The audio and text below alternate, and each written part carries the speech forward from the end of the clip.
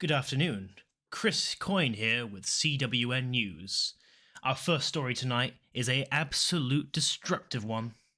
358 billion genders are now in the world. That's right.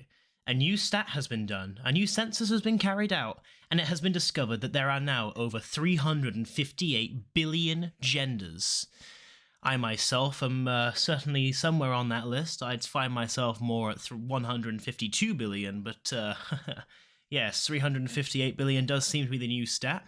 If you want to identify as one of these billions of genders, I say go ahead. I've got no problems with it.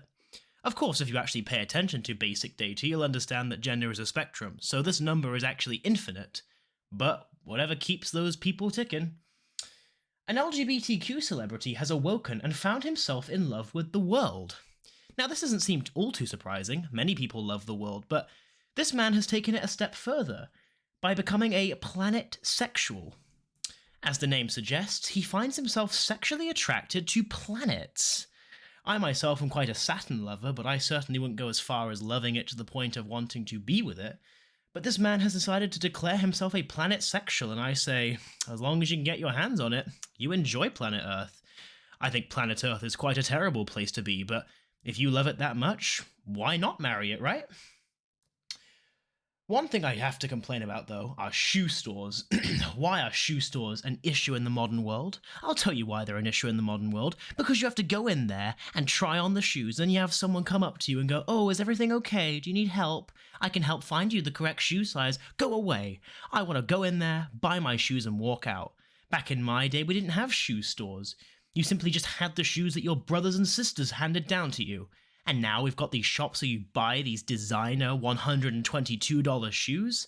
I say this is an outrage on American society.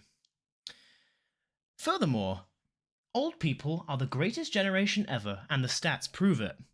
They had less issues than us growing up, and they have never created any more issues for us.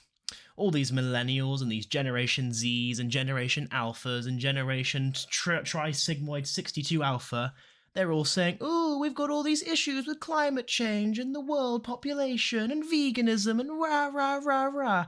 Yeah, well, back in those days, we didn't have those issues. Of course, this is absolutely false. Elderly people have created more issues for the younger generation, and the studies show it. But, the old people are the best. They're the ones who aren't going to have to deal with these issues, right?